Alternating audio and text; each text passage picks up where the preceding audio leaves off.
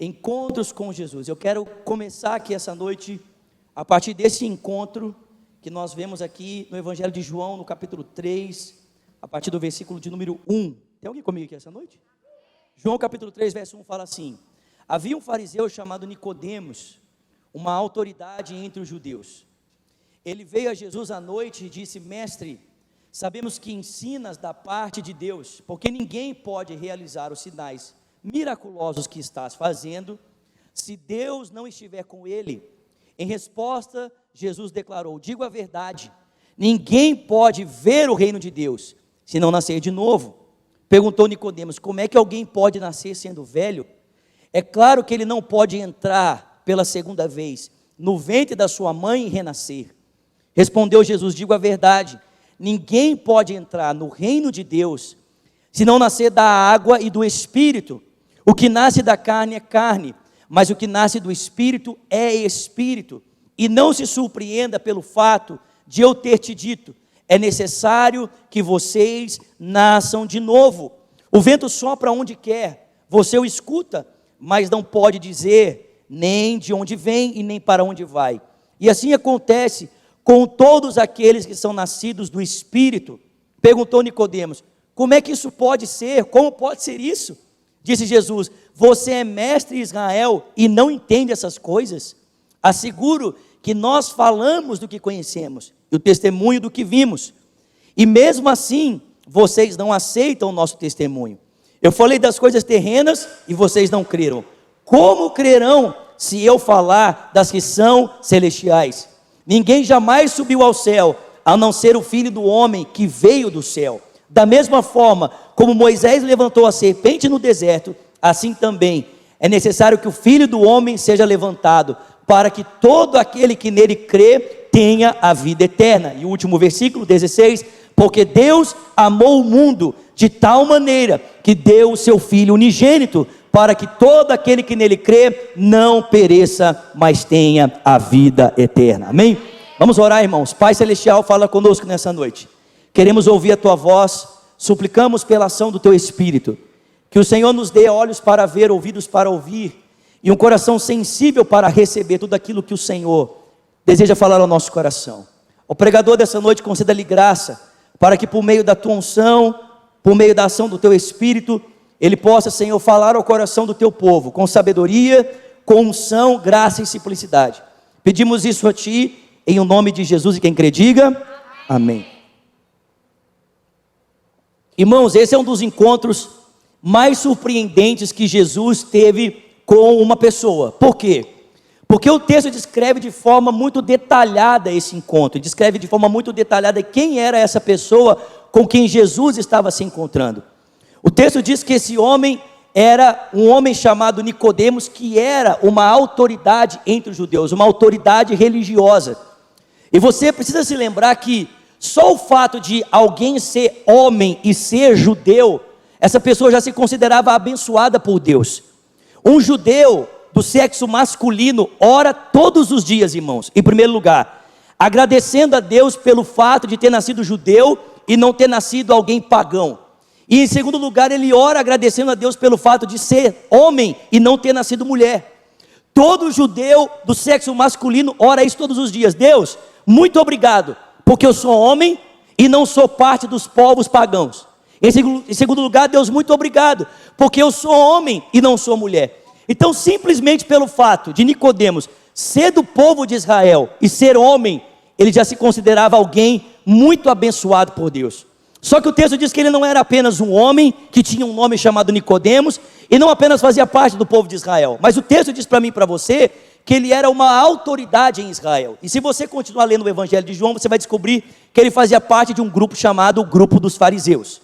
Irmãos, preste atenção, para se tornar uma autoridade religiosa no grupo dos fariseus, o caminho era muito longo. Aos 13 anos, o menino precisava ter decorado todo o Antigo Testamento, todo o Pentateuco. É isso mesmo, com 13 todo o Antigo Testamento e com 9 todo o Pentateuco. Então, com 9 anos, o menino já sabia decor: Gênesis, Êxodo, Levítico, Número e Deuteronômio. E com 13 anos já sabia todo o Antigo Testamento, decor e salteado. E esses meninos eram levados para Israel para serem experimentados pelos rabinos da sua época. E os meninos que se destacavam, eles então ganhavam uma carreira promissória na esfera religiosa, na religião dos fariseus, na prática do farisaísmo. E preste atenção, todo fariseu, pelo menos 3 vezes por semana, tinha uma vida de oração. Então todo fariseu orava pelo menos 3 vezes por semana, jejuava pelo menos 3 vezes por semana, orava pelo menos 3 vezes por dia, 3 vezes na semana. Todo fariseu era constante em dar dízimos e ofertas e frequentar o templo.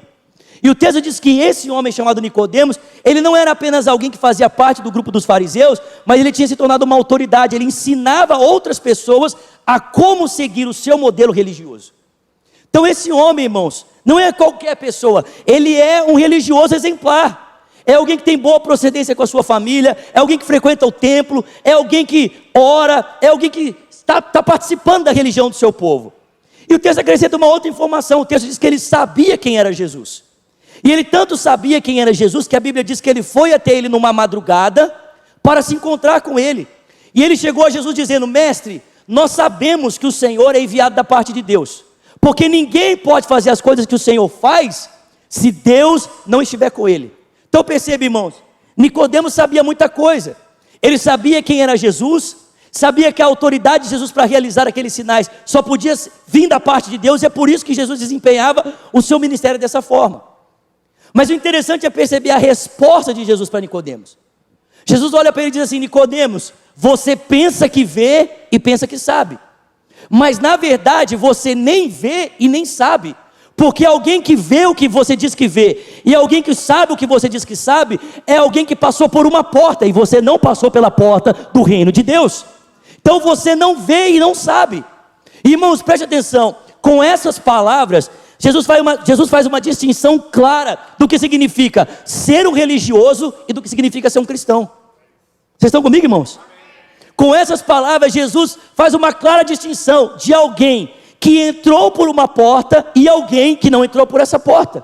Porque, irmãos, preste atenção, ser um cristão não significa vir à igreja.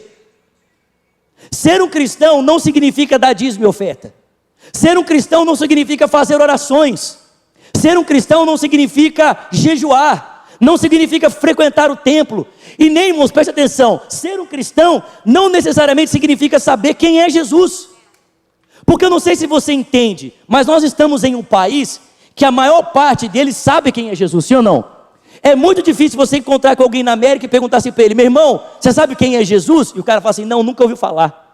Nós vivemos em um país que é predominantemente cristão, ou que pelo menos alguma vez na vida as pessoas tiveram informação sobre quem é Jesus. Mas não é interessante? Apesar dessas pessoas saberem quem é Jesus, esse conhecimento não altera a vida deles, não altera quem eles são, não altera como eles pensam, não altera o que eles fazem, não altera a vida deles em nada. Porque, irmãos, preste atenção, saber quem é Jesus não faz de você um cristão. Vocês estão comigo aqui? Nem saber que ele faz milagres. O Nicodemos falou assim: Jesus, eu sei que o Senhor vem de Deus, que o Senhor só faz esses milagres porque Deus está com você. Mas, irmãos, presta atenção, saber que Jesus faz milagres não faz de você um cristão. O que eu e você precisamos entender, que o que faz de nós cristãos não é o conhecimento religioso, mas é um relacionamento com Cristo. Tem alguém comigo aqui essa noite, pelo amor de Deus? Irmãos, preste atenção, a fé cristã não é um conjunto de regras e doutrinas. A fé cristã é o nosso relacionamento com Cristo. Você pode vir para a igreja, você pode dar dízimo e oferta, você pode saber quem é Jesus e pode até ter experimentado os milagres dele, mas se você não tem um relacionamento com Cristo, você não é um cristão. Eu e você somos apenas uns religiosos. Tem alguém comigo aqui, pelo amor de Deus? Estão entendendo, irmãos? Ser cristão tem a ver em estar em um relacionamento com Cristo. Sabe o que é engraçado, irmãos? Presta atenção. Eu não vou ler o texto para nós ganharmos tempo, mas presta atenção. Se você abrir o capítulo 4 do Evangelho de João, você vai ver uma outra pessoa que se encontrou com Jesus. Era uma mulher. Sim ou não? Lembra da mulher samaritana? Quem lembra da mulher samaritana? Era uma mulher samaritana. Qual é o nome dela, irmãos? A gente não sabe. O texto não diz. O texto descreve a nacionalidade dela. Ela era uma samaritana. E diferente dos judeus, os samaritanos eram um povo rejeitado por Deus. Eram pessoas que a sociedade olhava para eles e chamava eles de cachorros, de cães.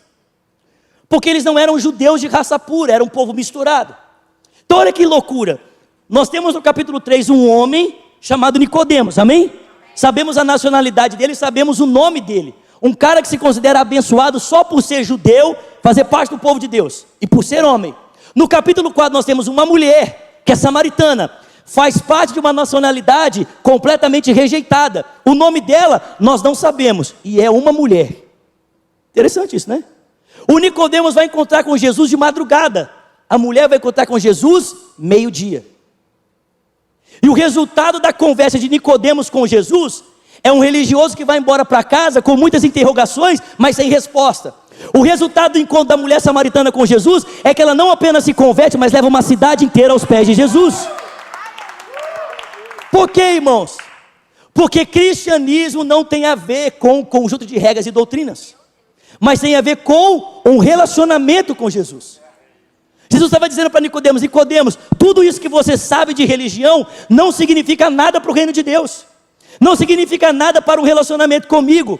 Ou você se expõe ao relacionamento comigo para ter a sua vida transformada, ou você vai continuar um religioso da porta para fora, observando o reino de Deus à distância. Vocês estão comigo, irmãos?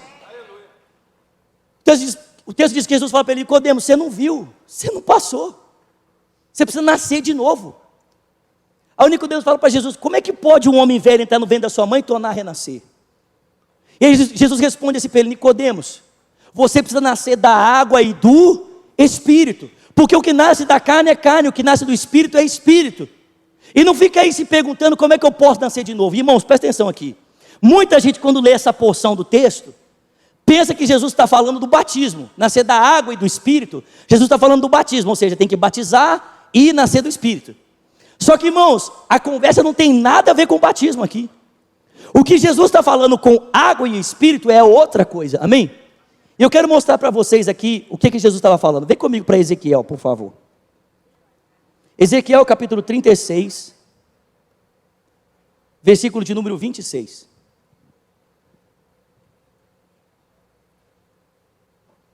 Ezequiel capítulo 36, vamos ler aqui a partir do versículo 25. Ezequiel 36, versículo 25. Vocês estão comigo, gente? Pessoal da internet, digita aí, vocês estão comigo? Aleluia. Ezequiel 36, 25 fala assim, olha isso: aspergirei água pura sobre vocês, e vocês ficarão puros. Vou purificar vocês de todas as suas impurezas e dos seus ídolos. Darei a vocês um coração novo, e porei o meu espírito, ou porei um espírito novo em vocês. Tirarei de vocês o coração de pedra, e em troca darei um coração de carne, e colocarei o meu espírito dentro de vocês, e os levarei a agirem segundo os meus decretos, e a obedecer fielmente as minhas leis.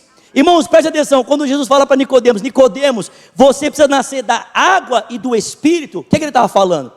Ele estava falando dessa promessa, de um tempo em que Deus lavaria o seu povo com água pura, para que o povo fosse limpo, de um tempo em que Deus de fato iria purificar o seu povo, mudar o coração deles, colocando neles um novo coração, e o seu Espírito dentro deles, para que esse povo pudesse andar segundo as leis de Deus e segundo os mandamentos de Deus.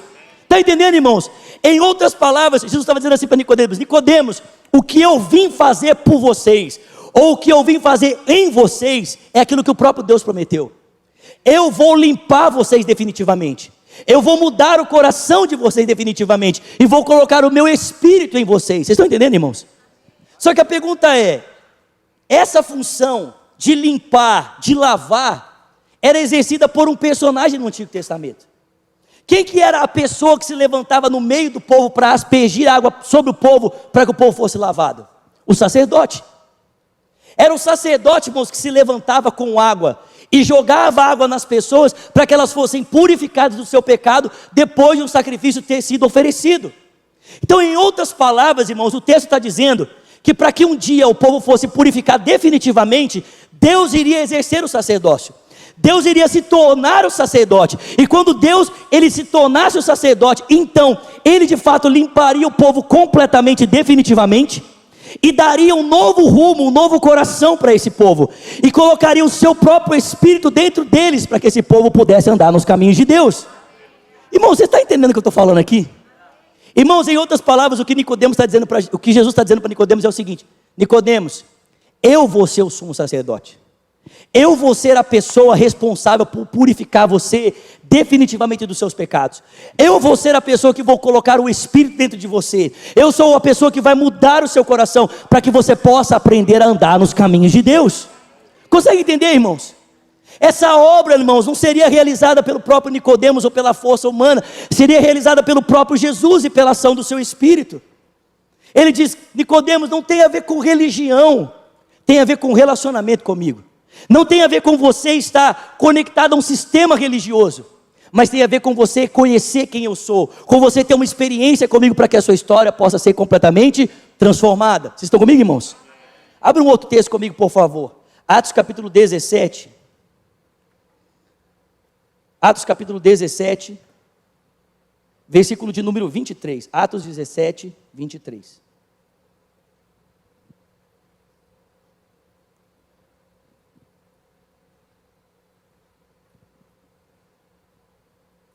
Atos capítulo 17, a partir do versículo 23, diz assim. Vamos ler um pouquinho antes. Então Paulo levantou-se na reunião do Areópago e disse: Atenienses, vejo que em todos os aspectos vocês são muito religiosos. Porque andando eu pela cidade, observei cuidadosamente seus objetos de culto e encontrei até um altar com uma inscrição: ao Deus desconhecido. Ora, o que vocês adoram sem conhecer é o que eu anuncio a vocês. O Deus que fez o mundo e tudo que nele há é o Senhor dos céus e da terra, e não habita em santuários feitos por mãos humanas, não é servido por homens, como se necessitasse de algo, porque Ele mesmo dá a vida, o fôlego de vida a todas as coisas. Ele fez de um só homem todos os povos, para que povoassem a terra, tendo determinado os tempos anteriormente estabelecidos, e o lugar exato em que deveriam estar. Deus fez isso para que os homens o buscassem, e tateando talvez pudessem encontrá-lo, embora Ele não esteja longe de cada um de nós. Tem alguém comigo aqui? Versículo 28, porque nele vivemos, e nos movemos, e existimos, como disseram alguns dos nossos poetas, somos também dele descendentes. Irmãos, preste atenção, o que é nascer de novo? O que é estarmos em um relacionamento com Cristo? Olha o que Paulo diz. Irmãos, estar em um relacionamento com Cristo é se encontrar com Ele de uma tal forma que nele vivemos, nele nos movemos e nele existimos. Esse é o sentido, irmãos, de nos encontrarmos em Cristo, de estarmos em um relacionamento com Ele. É vivermos a partir dEle, amém? É existirmos a partir dEle, é nos movermos a partir dEle. Consegue entender o que eu estou falando? Irmãos, não tem a ver com religião, tem a ver com Cristo, com estar em um relacionamento com Ele, e viver, se mover e existir a partir dEle. É isso que Deus nos chamou para viver. É dessa forma que o Espírito Santo quer que a gente exista, que a gente se mova, que a gente se relacione com o mundo a partir de quem é Cristo Jesus. Amém, irmãos? A pergunta é: como isso pode ser possível? Se a relação com Cristo não tem a ver com religião, mas tem a ver com estarmos nele, como isso pode ser possível? E esse é o último texto que eu quero ler com vocês essa noite. Abra comigo novamente no Evangelho de João. João capítulo 1, versículo de número 12.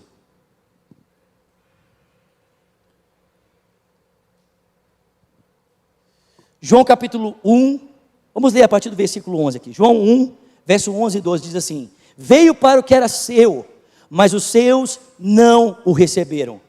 Versículo 12: contudo, aos que o receberam, aos que creram em seu nome, deu-lhes o direito de se tornarem filhos de Deus, os quais não nasceram por descendência natural, e nem pela vontade da carne, e nem pela vontade de algum homem, mas nasceram de Deus. Vocês estão comigo, gente?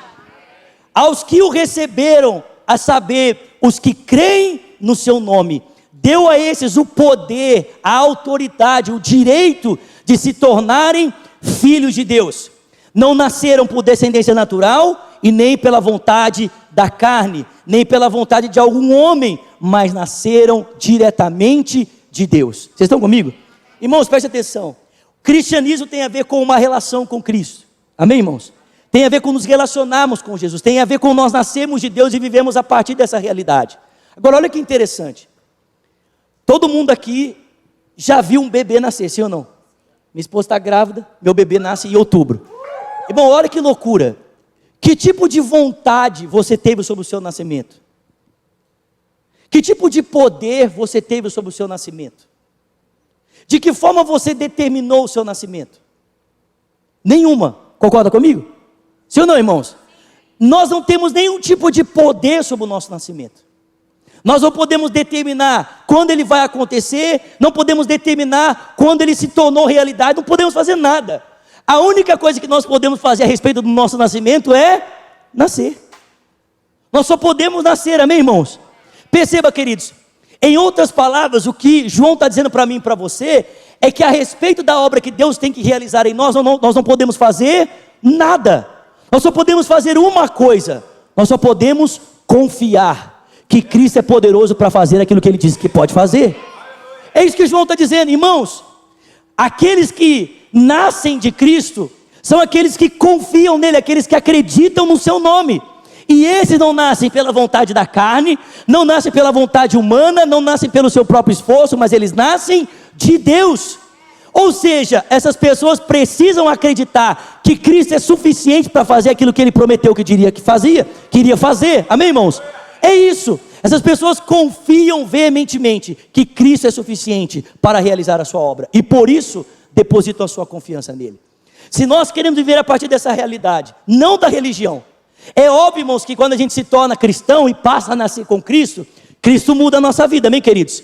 E nós passamos a ter hábitos diferentes, passamos a ter comportamentos diferentes, valores diferentes. Mas preste atenção, não é porque uma pessoa tem valores diferentes que ela é uma cristã, não é porque ela frequenta a igreja que ela é uma cristã. Ser cristão é estar em um relacionamento com Cristo, é nascer de Deus, é nascer da obra do Espírito, é confiar que Cristo é poderoso para fazer aquilo que Ele diz que pode fazer nas nossas vidas. Isso é nascer de novo. E é obviamente que esse novo nascimento, essa transformação, provoca uma vida completamente diferente na nossa história, na nossa realidade. Amém, irmãos? E a pergunta que eu queria fazer para você essa noite é essa: você é um religioso ou você é um cristão? É isso, basicamente é isso. Você é um religioso ou você é um cristão? Você é alguém que de fato caminha com uma experiência com Cristo, ou você é alguém que assimilou os hábitos da religião? Você é alguém que de fato tem uma nova vida pulsando dentro de você, ou você é alguém que assimilou os hábitos do evangelicalismo, do evangelho? Porque, irmãos, preste atenção, nós podemos estar como Nicodemos, nós podemos estar nessa posição: eu acho que sei, eu acho que vi, eu acho que entrei, e na verdade Jesus está olhando dizendo assim: o que você precisa é nascer de novo, você precisa ter uma experiência comigo, você precisa se entregar a mim e acreditar que eu sou suficiente para transformar a sua história, sou suficiente para transformar a sua vida. Porque, irmão, se nós fizermos isso, de fato a nossa história vai ser mudada, amém? As pessoas olharão para nós e verão Cristo em nós, não verão apenas a religião em nós, mas verão Jesus em nós. Esse é o primeiro encontro de Jesus que eu queria tratar com vocês, o encontro de Jesus com o religioso, dizendo para ele: olha, religião não é suficiente, você precisa de fé cristã de verdade, relacionamento genuíno comigo, amém, irmãos? Você pode ficar de pé no seu lugar, por favor?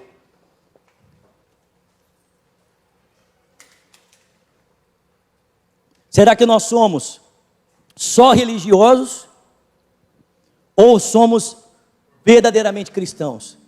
Paulo fala isso para os cristãos em Tessalonicenses, Paulo fala isso para os cristãos em Coríntios: provem para ver se vocês estão numa fé genuína, façam testes, coloquem à prova a sua fé para ver se de verdade ela é genuína, para ver se de verdade vocês realmente tiveram uma experiência com Cristo, amém, irmãos? Irmãos, eu não sei você, mas eu acredito que Jesus está vivo. Mais alguém aqui? Eu acredito que é possível termos um encontro com Ele. Mais alguém aqui? Irmãos, não é ter um encontro apenas com a religião, mas temos um encontro com Jesus. Feche os seus olhos, por favor. Eu queria que você realmente fizesse isso, você provasse o seu coração, você testasse o seu coração. Ah, Zulato, mas se a gente for ficar colocando à prova toda hora, né, isso pode diminuir a nossa fé. Eu não estou pedindo para você ter uma desconfiança, eu não estou pedindo para você ter incredulidade, eu estou pedindo para você provar, para ver se de fato a sua experiência com Cristo ela é genuína, ela é verdadeira, para você testar até que ponto realmente você conhece a Cristo, você teve uma revelação de quem é Jesus, uma revelação que mudou a sua história, mudou a sua vida, fez você experimentar de limpeza, transformação, e uma consciência a partir da qual agora você pode viver a partir dele, você pode viver com ele. Pai, nessa noite, em nome de Jesus, eu quero pedir ao Senhor que o teu Espírito sonde o nosso coração. Quero pedir ao Senhor, Pai, que o teu Espírito, nesse momento, daqueles que estão aqui, daqueles que estão conosco online, que o teu Espírito sonde os nossos corações. Pai, nós não queremos estar enganados, não queremos estar caminhando como religiosos, pensando que somos cristãos. Pai, nós não queremos estar como gente que pensa que tem algo genuíno, e na verdade, o que nós temos é algo falso, é fake, não é de verdade. Nós não queremos estar como Nicodemos, nós queremos de fato uma experiência real, genuína e verdadeira contigo, uma experiência profunda com Jesus. É por isso, Pai, que eu te peço nessa noite, que todos aqueles que estão aqui, talvez como Paulo, Senhor, com as escamas nos seus olhos, pela internet, ó Deus, pensando que tem algo genuíno, eu peço ao Senhor, tira as escamas dos nossos olhos, faça-nos enxergar a verdade, porque o Senhor pode nos dar aquilo que é genuíno, o Senhor pode nos dar aquilo que é verdadeiro, quando nós depositamos toda a nossa vida nas tuas mãos, quando nós confiamos que o Senhor pode fazer em nós e por nós, aquilo que nós não podemos fazer em si mesmos, por nós mesmos, Pai. Nós te pedimos isso nessa noite, te pedimos isso, Senhor, juntamente aqui, pela nossa casa, pela nossa família, pelos nossos filhos, pelos nossos irmãos, pelos nossos amigos. Abre os nossos olhos, Pai, abre os nossos olhos e leva-nos a enxergar a realidade, a verdade. Leva-nos a enxergar Jesus e temos a nossa vida transformada por Ele. Faça isso, nós te pedimos, para a glória do Teu nome. Coloque suas mãos sobre o seu coração, por favor. Feche os seus olhos. Sabe, irmãos, nascer de novo não tem a ver apenas com fazer uma oração. Não tem a ver com simplesmente colocar a mão no coração e fazer uma oração. Nascer de novo tem a ver com realmente depositar a sua vida nas mãos de Jesus. E eu sei que nós podemos fazer isso através dessa oração, mas não pode ser simplesmente essa oração, tem que ser uma decisão de realmente colocar a nossa vida toda nas mãos dele. Com palavras de entrega, colocamos toda a nossa confiança, toda a nossa vida nas mãos dele. Com suas duas mãos sobre o seu coração, ore comigo dizendo: Senhor Jesus, diga nessa noite, eu te entrego a minha vida. Diga: eu reconheço que preciso de ti, que eu sou um pecador e preciso do teu perdão, da tua graça, da tua misericórdia. Diga: Jesus, recebe a minha vida, eu me rendo ao Senhor, eu me entrego ao Senhor. Ore também dizendo: e eu, Jesus, que um dia andei nos teus caminhos, mas eu me desviei. Nessa noite, arrependido, eu volto, na certeza de que o Senhor me recebe. Com seus olhos fechados, suas duas mãos sobre o seu coração. Se você está comigo pela internet, fez essa oração pela primeira vez, e de fato o Espírito Santo está tocando o seu coração, e você está entregando a sua vida a Cristo, para sempre, para sempre. Eu quero que você digite para mim, hashtag, eu quero um novo começo. Digita para mim na sua tela, hashtag, eu quero um novo começo. Nós temos moderadores aí, queremos orar com você, queremos orar por você. E se você está aqui nesse auditório e fez essa oração pela primeira vez, dizendo: eu quero entregar minha vida a Jesus do lado, eu quero de fato pertencer a Ele, eu quero orar com você, eu quero orar por você. Se você é essa pessoa que quer receber essa oração, eu queria que sem constrangimento você levantasse uma das suas mãos, porque eu quero conhecer você e quero orar por você. Existe alguém aqui hoje que diz: eu quero entregar minha vida a Cristo. Alguém que diz: eu quero voltar para Jesus. Levanta bem alto uma das suas mãos. Nós queremos orar por você, queremos orar com você. Aleluia. Pai, muito obrigado pela tua palavra que foi semeada nessa noite. Que ela possa, ó Deus, gerar frutos a 30, a 60 e a 100 por um. Frutos de mudança, frutos de vida, frutos de transformação genuína, verdadeira, para a honra e para a glória do teu nome, Senhor. Nós oramos a Ti, agradecidos em o nome de Jesus. Você pode levantar suas mãos a Ele, abre os seus lábios mais uma vez. Vamos exaltar o nome dEle mais um pouco ainda. Levante as suas mãos, abre os seus lábios mesmo. Só quero a Ti e nada mais, e nada mais de mim. Diga, só quero a Ti e nada mais.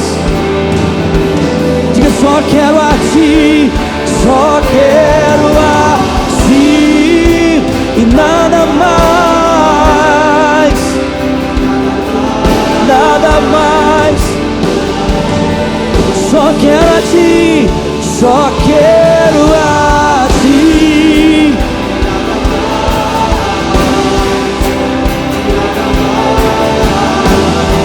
Nada além de Ti, só quero a Ti e nada mais,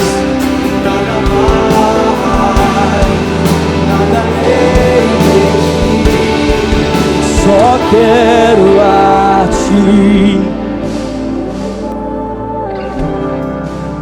e nada mais.